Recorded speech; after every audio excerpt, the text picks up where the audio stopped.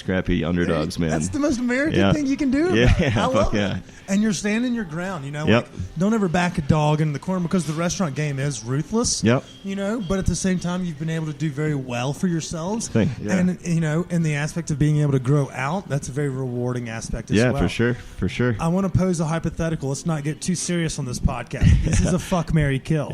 All right. So you've done the food truck, you've done the food hall, and you've done the brick and mortars. You know, there's ebbs and flows in that game as well. Fuck, marry, kill.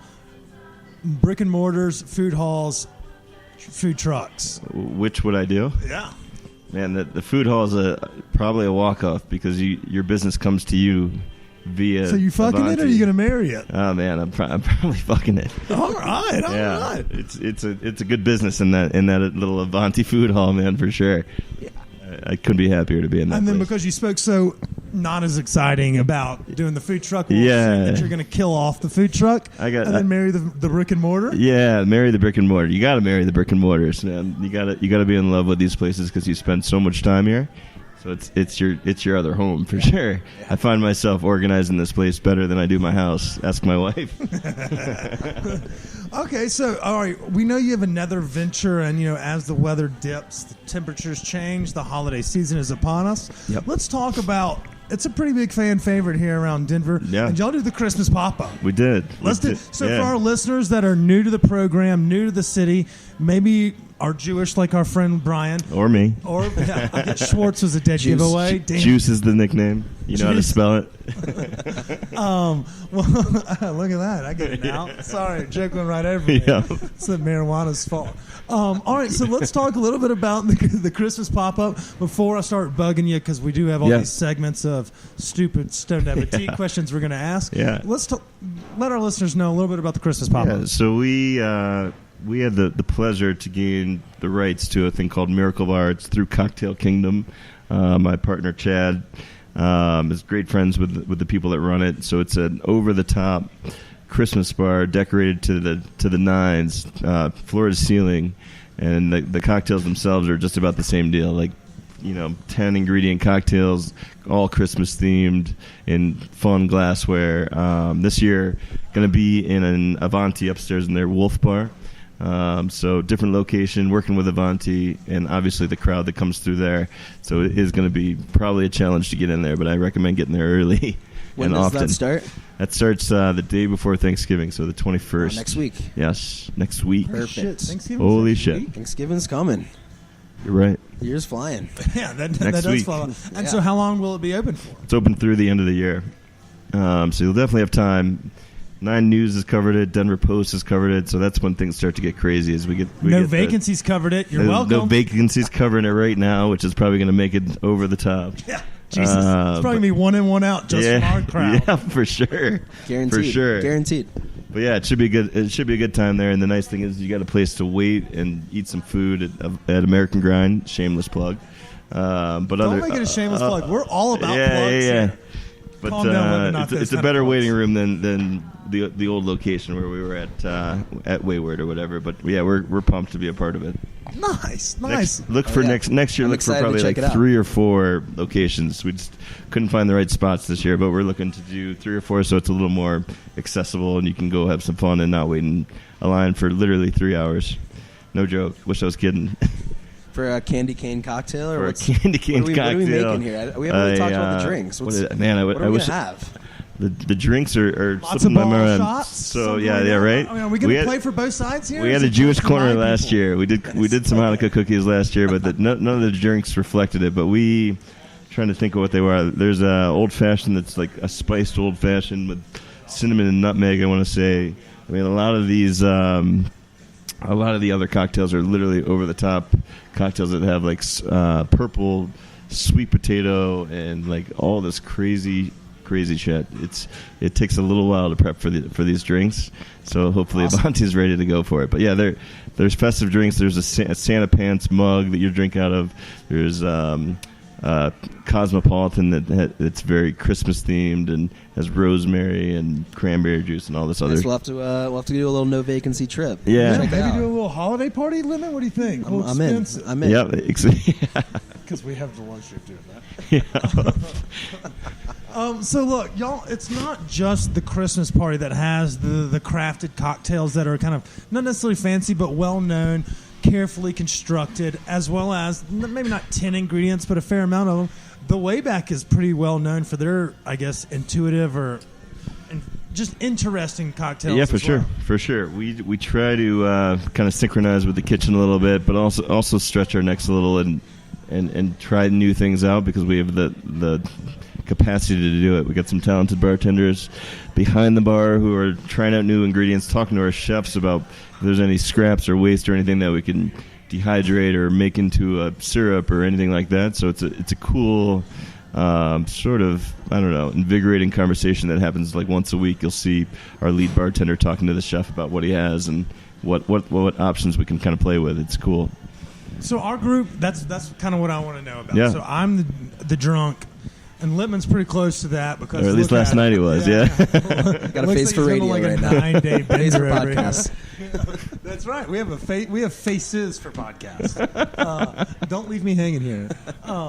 So let's talk a little bit for the listeners at home. If we're doing happy hour on Tennyson Street, why are we choosing Wayback? Why are we saying fuck the draft taps down the street? Yeah. Why are we choosing the Wayback? I mean, I think the food sort of goes hand in hand with what we do drink wise. We don't do crazy shit for happy hour. Okay. We do sours, we do margaritas, and we do wines and beers and stuff like that. But we keep it really simple because that's where all the cocktail world came from, right?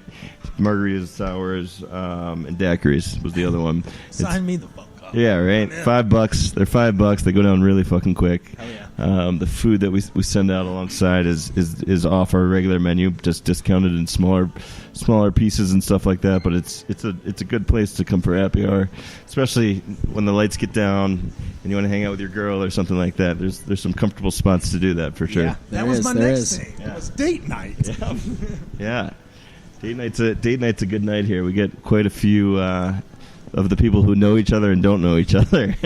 Let's just put it that way. What's up? But yeah, they definitely style this place out. It's fun to see the nervous people at the bar talking to the new chick. You know what I'm talking about? Yeah, exactly. Okay, we don't exactly. Have to be, don't Kip knows beat all around the about bush. it. I am the king of Tinder. I have literally stories for days. Yeah. But this podcast, we like to keep it to a commutable length so that people on a commute can listen. Yeah. But yeah, we got stories for days in that regard. But I mean, looking at the dining room, for you and your wife or your girl, it's a good place to come The come decor bring is her. spot on, I must say. It's there's no windows back here. You wouldn't notice if I didn't say it. But there's no windows. It kind of makes you focus on your lovely lady or whoever you're hanging out with, and it also kind of brings the experience to front and center. Food's kind of highlighted, drinks highlighted because you're not really watching anything else going on. You're involved, and it's kind of cool to have it happen. It happens to me every time I eat here. So it's like to put your cell phone away and just exactly. Yep, you see it more and more. It's kind of cool. I like it. So look, we're going to get back to the Wayback, and we'll talk about American Grind again. We'll remind everyone of the holiday pop-up and the crafted cocktails. But you had mentioned something, and I took a note on it, and you mentioned, I spend a lot more time, maybe more time here than you do at home, and cleaning this and that. And I feel like a lot of folks in the industry are doing that. So what we want to know is, these are all hypotheticals. So, like, if you were to have a weekend off, we'll say a water main busted on Tennyson Street, and you were rewarded with a weekend off. And no damage, right? Yes, obviously, yes. This hypothetical has no reflection on the way back. Right. So we're going to ask you. I mean, you've been here for 18 years. You know the industry. You obviously know the neighborhoods well. Yep. I mean, you name-dropped a couple of the big-name chefs in the restaurant groups. Yep. I want you to tell us a little bit about what you would do. Let's say, what's an ideal weekend for the juice? The juice, when the juice is loose. I mean, it's live music, first and foremost. The wife and I are... What kind of music? Well, I understand you had my buddy Paul on here. Oh, yeah! We're going to check them out this week in Texas, doing a little 3-day run to see Greensky, good friends of ours. Phish is another one of our favorites, but we're looking into the newer stuff too. Love Raylan Baxter. I don't know. I could list a whole bunch. Krungbin, all the stuff coming through. So music is definitely one of them, but getting out of town is probably what the wife and I like to do when we actually get to see each other. Heading out to the mountains or something like that, and just getting an Airbnb or whatever it may be. My partner Kate opened a new restaurant with an Airbnb right on top of it called The Way Home. So we're trying to get up there to get away and relax. It's in Carbondale. Cool. Nice. That's where we got married too. So it's all tied together kind of thing. Yeah. Do you have kids? Just you and the old No lady? kids just yet. We got 2 kids in these restaurants. So I was about to say. So you got to start there first, and then the kids will probably come. But yeah, that's it's tough to be around the public when you're around them for 6 days out of the week generally. So it's stay out of the restaurants. We try to stay out of the restaurants. Sometimes we'll cook. We love delivery service on Sundays. Ditto. We call it Snacking Sundays. So sometimes there's multiple deliveries coming at the same time. So I actually heard a funny, this is another podcast, and I'd recommend everybody on the team listening to more podcasts so we can get better. But at the same time, someone made a good point that, like, it's okay if a relationship or a couple wants to get different food, but just order at the same time. Fuck yeah. It's a lot easier than causing a fight over, like, one wants fucking chicken and the other one wants pizza or burgers versus sushi. 100%. Let's, hypothetical. We'd like to do this. It's more of a stoned appetit. If you come in drunk or late, late at night after late shift, what's the go-to and what fast food place? Fast food place. What is the stoned appetit's guilty pleasure snack? I'm going to shout out on the way home. I like to stop at Pony Up, this French dip place. Yep.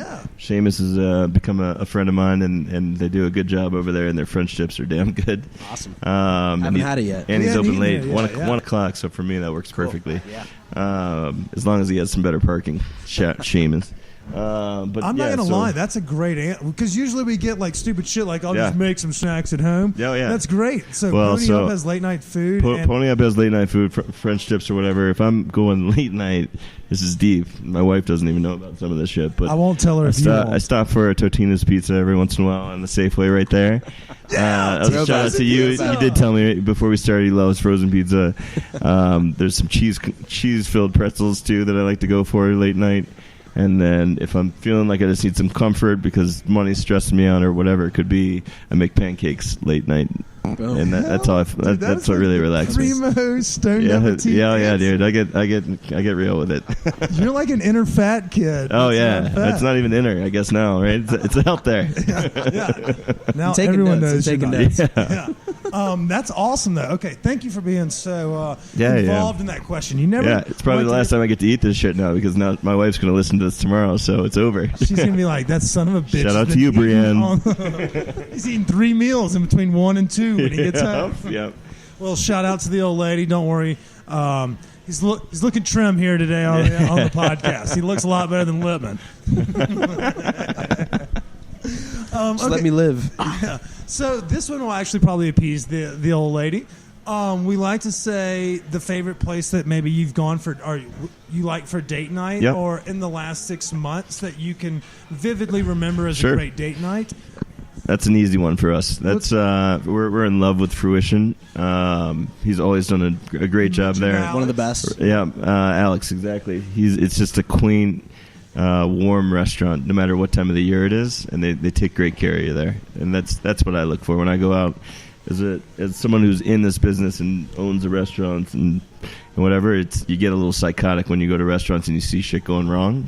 It ruins the date basically because I can't not focus on people standing at the front door waiting for someone to say hello or whatever it is, or cold food coming out or whatever it is. So if we want to go for a good meal, we go there for sure. That's probably my number one. After that, it's tough to keep up with all these new places. Don't have as much time as the other people to get out and try them, so it's tough to say. But I want to try Safta, new Israeli spot in the source. Really some serious work over there. It's here he's fantastic. Man, I'm drawing a blank here a little bit. That's a great answer. Came from Linger and all that, and I always have respect for those guys. And Justin Cucci knows how to create an environment and energy surrounded by some pretty good food, and I've always respected that guy for being able to do that. Look, I'm with you on that. Like, usually it seems that like Linger's a safe date night play, and for sure. Not that the food's not great, and the rooftop's fantastic in the warmer months. I know they have the heaters, but fuck that noise. But I'm with you. L5. That restaurant itself, dude. Yeah. But like here, we don't get to hear Fruition enough, and then like how you're saying, especially we had Alex on the show though, right? No, we went out to Fruition Farms with Jimmy the shepherd. Nice. Shout out to Jimmy and Big A. I know Alex cheese guy, right? Isn't he the cheese guy? Yeah. Cheese chef. I think Alex is actually at Disney World right now. We were teasing him the other day about Tower of Terror. So, Alex, if you're listening, I hope you made it back safely.